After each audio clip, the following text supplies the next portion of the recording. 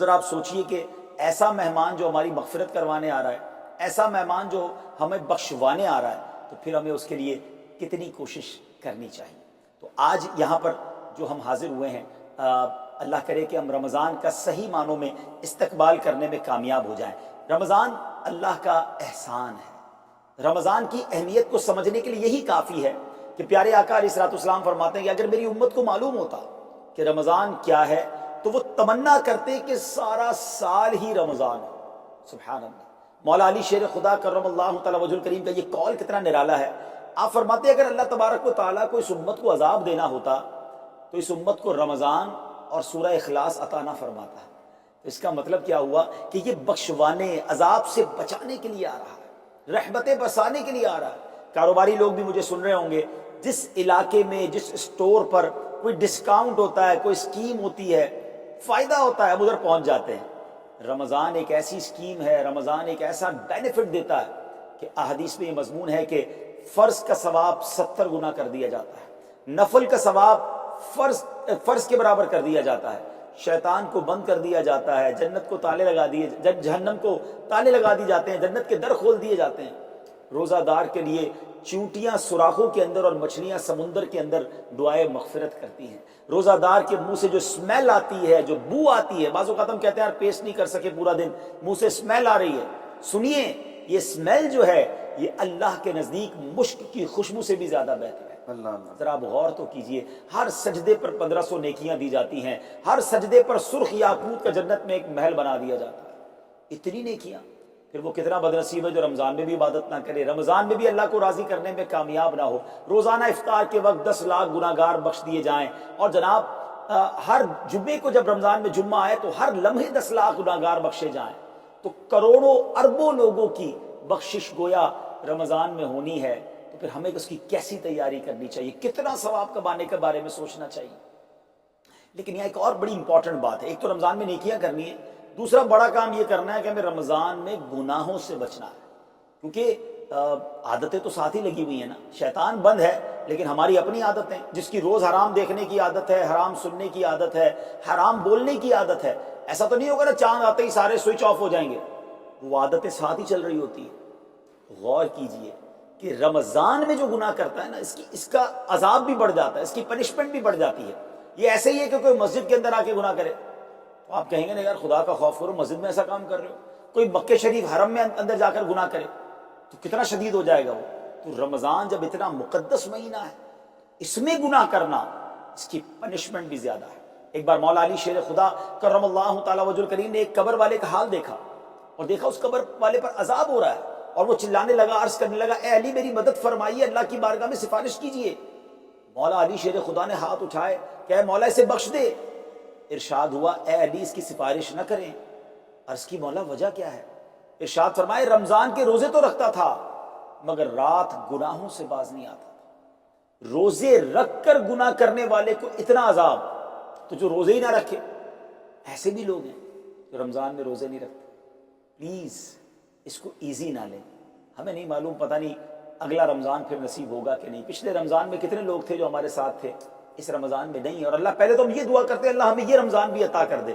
زندگی کا کیا بھروسہ، دنیا کی جو کیفیت ہے آپ کے سامنے ہے، اس لاک ڈاؤن سچویشن نے، اس کرونا کے پینڈیمک نے ہمیں اپنی اوقات بتا دی ہے کہ کب دنیا سے چلے جائیں گے، کبھی بھی جا سکتے ہیں۔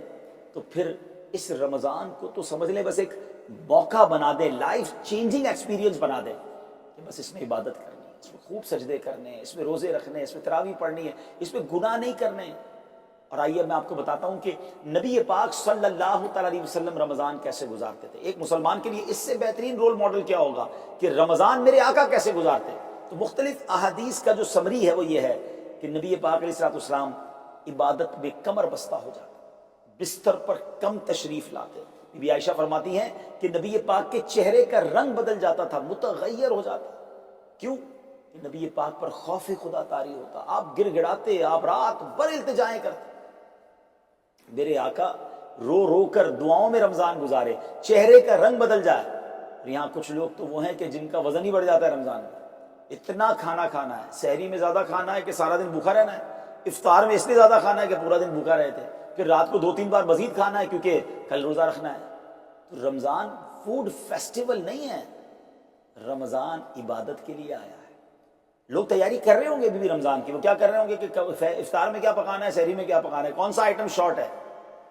نہیں میرے میٹھے اسلامی، یہ جو بھوک کا احساس ہے نا روزے میں، اس کی حکمت علماء نے بیان کی ہے کہ بھوک غربت کا احساس دلاتی ہے، فقیری کا احساس دلاتی ہے، بندے کا غرور تکبر بیٹھ جاتا ہے، کتنے نقاہت میں آ جاتے ہیں ہم، ہمت ہی نہیں ہوتی کوئی کام کرنے کی۔ تو یہ احساس دلاتی ہے کہ تیری اوقات کیا ہے، غریب کیسے زندگی گزارتا ہے، فقیر کیسے زندگی گزارتا ہے۔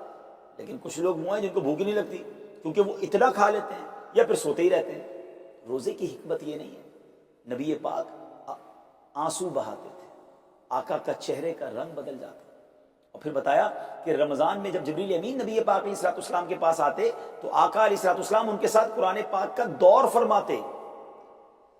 اور پھر ایک اور نبی پاک کا خوبصورت انداز کہ پیارے آقا ویسے تو سب سے بڑھ کر سخی ہیں، مگر جب رمضان آتا تو نبی پاک کا دریائے سخاوت ایسے بہتا تھا جیسے تیز آندھی، بلکہ اس سے بھی زیادہ۔ اللہ، یہ 3-4 چیزیں آپ نے میں نے پکڑ لینی ہیں۔ آقا علیہ الصلوۃ والسلام کے پیچھے پیچھے جانا نا جنت میں، تو آقا کے رمضان میں دعائیں ہیں، آقا کے رمضان میں سجدے ہیں، آقا کے رمضان میں تلاوت ہے، نبی پاک کے رمضان میں سخاوت ہے۔ ہم نے بھی یہ کام کرنا ہے۔ یہ راتیں مانگنے کی راتیں، التجا کرنے کی راتیں، سجدے کرنے کی راتیں، ہمیں تہجد بھی پڑھنی ہے، ہمیں انشاءاللہ نوافل بھی پڑھنے ہیں، اور کم از کم قرآن ایک بار تو پورا انڈرسٹینڈ تو کریں نا۔ تلاوت، ترجمہ، تفسیر کب کریں گے؟ بڑی بڑی ڈگریاں ہیں، بڑے بڑے پاسپورٹ اور جناب بہت سارا سرمایہ ہے، مگر ایک بار بھی قرآن پورا ترجمے اور تفسیر سے نہیں پڑھا ہوگا۔ بہت سارے لوگ ایسے ہیں، ذرا سوچئے نا۔ اچھا یہ مہینہ نزول قرآن کا مہینہ ہے، رمضان اور قرآن کو جو خاص نسبت حاصل ہے نا، تو اس مہینے میں قرآن کو پکڑ لیں۔ آئے ہائے، اللہ کرے رمضان قرآن کے ساتھ گزرے، ہماری صبح قرآن کے ساتھ ہو، ہماری شام قرآن کے ساتھ، ہم قرآن سمجھنے والے بن جائیں۔ اچھا میں ایک اور بات بتاؤں آپ، مہینہ کتنا پیارا ہے۔ صرف اس مہینے میں قرآن نازل نہیں ہوا، باقی بھی تو 3 آسمانی کتابیں ہیں نا، زبور، انجیل، توریت، یہ بھی رمضان میں ہی نازل ہوئی ہیں۔ اللہ کریم نے ان تمام مبارک کتابوں کو نازل کرنے کے لیے رمضان کا مہینہ منتخب فرمایا۔ اتنا مبارک مہینہ ہے، تو ہمیں خوب اس میں تلاوت قرآن کرنی۔ اور اب دعوت اسلامی نے کتنا آسان کر دیا، تفسیر قرآن عطا فرما دی، صراط الجنان آسان اردو میں، اور پھر جناب اس کو اپلیکیشن پر بھی دے دیا، اس کے PDF بھی جاری کر دیے، ڈاؤن لوڈ کر لیں موبائل میں۔ اب تو آڈیو تفسیر قرآن بھی آپ کو دے دی۔ اگر پھر بھی سنیں نہ، پڑھیں نہ، قرآن سے دور رہیں تو یہ ٹھیک نہیں ہے۔ پلیز اس رمضان کو قرآن کے ساتھ گزاریں، اور پھر جو نبی پاک کا جو سخاوت والا انداز ہے نا، صدقہ و خیرات کرنا، ہر سائل کو عطا فرماتے، تو یہ بھی ہمارا ایٹیٹیوڈ ہونا چاہیے کہ خوب دل کھول کر خرچ کریں۔ سب سے پہلے اپنی پوری زکوٰۃ ادا کریں۔ یہ اتنی بڑی اب بدقسمتی ہوتی جا رہی ہے، یعنی میں ایسا فیل ہوتا ہے دنیا بھر کے تاجران اور لوگوں سے جب ہم ملتے ہیں کہ جس طرح رمضان کے علاوہ بہت تھوڑی تعداد میں مسلمان نماز پڑھتے ہیں نا 5 ٹائم، ایسا لگتا ہے اب زکوٰۃ بھی بہت کم لوگ ہی دیتے ہیں، پوری زکوٰۃ نہیں دیتے، اندازے سے نکال دی، کیلکولیشن کرتے نہیں ہیں۔ اور یہ بھی فیلنگز آتی ہیں کہ زکوٰۃ جتنی بڑھتی جاتی ہے، ہزاروں میں جس کی زکوٰۃ ہے وہ دے دیتا ہے، لاکھوں والا بھی شاید دے دیتا ہے، لیکن جب زکوٰۃ ہی کروڑوں میں پہنچ جاتی ہے نا، تو پھر یہ دل پر بھار پڑنا لگ جاتا ہے، ڈیفیکلٹ لگنا شروع ہو جاتی ہے۔ بندہ یہ کیوں نہیں سوچتا کہ اگر اللہ پاک نے مجھ پر لاکھوں میں زکوٰۃ ہے تو اللہ نے کروڑوں دیے تو لاکھوں میں زکوٰۃ ہے، اگر کروڑوں میں زکوٰۃ ہے تو اربوں ہیں تو کروڑوں میں زکوٰۃ ہے نا۔ زکوٰۃ کتنی ہے؟ ضروریات زندگی کی تمام چیزوں سے فارغ ہونے کے بعد جو مال تجارت، سونا چاندی، کیش یا پرائز بانڈ، یہ جو اس کی تفصیلات ہیں، اس پر 2.5% ہے۔ میں ایک اور لاجک سے آپ کو بات سمجھاؤں، اگر اس لاجک سے سمجھیں تو زکوٰۃ تو 1-1.5% بنتی ہے۔ وہ کیسے؟ ہم سب کے گھر نکل گئے، اس پہ زکوٰۃ نہیں ہے، ہماری گاڑیاں نکل گئیں، اس پہ زکوٰۃ نہیں ہے، جن کی فیکٹریاں ہیں وہ فیکٹریاں بھی مائنس کر دی گئیں، جن کی دکانیں ہیں وہ دکانیں بھی مائنس ہو گئیں۔ اچھا جناب اس کے علاوہ اگر کرائے پہ کچھ پراپرٹی دی ہوئی ہے اس پر زکوٰۃ نہیں ہے۔ اگر ان سب پر زکوٰۃ ہوتی، یعنی جو کچھ میرے پاس ہے ان سب پر ہوتی تو کتنی زیادہ ہو جاتی، اور اتنی ساری چیزیں نکل گئی، پھر تو اگر ٹوٹل پر لگائیں تو یہ 1.5% ہی بنتا ہے۔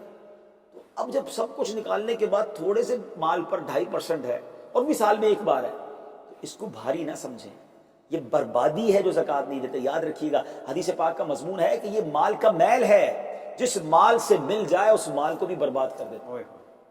بربادیاں آتی ہیں، بے سکونیاں آتی ہیں، بیماریاں آتی ہیں، اور آگے جو دے دیتا ہے سبحان اللہ، اس کے بارے میں حدیث پاک میں آتا ہے کہ اپنی زکوٰۃ دے کر اپنے مالوں کو مضبوط قلعوں میں قید کر لو، سیکیور کر لو اپنی زکوٰۃ۔ اب غور کر لیجئے، اگر آپ چاہتے ہیں آپ کا مال سیکیور ہو جائے، آپ پریشانیوں سے بچیں، تو اپنی زکوٰۃ کو، اپنے مال کو سیکیور کریں۔ پھر آگے پیارے آقا علیہ الصلوۃ والسلام کی کیسی خوبصورت احادیث ہیں۔ ہم اور آپ چاہتے ہیں نا ہمارا مال، لوگ کہتے ہیں انشورنس ہونی چاہیے، آگ نہ لگ جائے، چوری نہ ہو جائے، ڈوب نہ جائے۔ آئیے میں آپ کو ایک مدنی انشورنس بتاتا ہوں۔ حدیث قدسی، حدیث قدسی کس کو کہتے ہیں؟ فرمان نبی پاک علیہ الصلوۃ والسلام، زبان اللہ کے حبیب علیہ الصلوۃ والسلام کی ہو، فرمان اللہ تبارک و تعالیٰ۔ اللہ فرماتا ہے، حدیث پاک کا مضمون ہے، اے ابن آدم اپنا مال میرے پاس جمع کروا دے، نہ جلے گا، نہ ڈوبے گا، نہ چوری ہوگا، کم نہیں ہوگا۔ میں تجھے اس دن لوٹاؤں گا جس دن تجھے ایک ایک نیکی کی ضرورت ہوگی۔ کون سا دن؟ جب ماں نیکی نہیں دے گی، جب باپ مدد نہیں کرے گا، H and everybody segregated, bifurcate ہو گئے ہوں گے، الگ الگ ہو گئے ہوں گے، نفسا نفسی کا دور ہوگا، وہاں میرے وہ اعمال کام آئیں گے۔ اللہ فرماتا ہے میں تجھے اس دن لوٹاؤں گا۔ اچھا جتنے جمع کیے اتنے ہی لوٹائے گا؟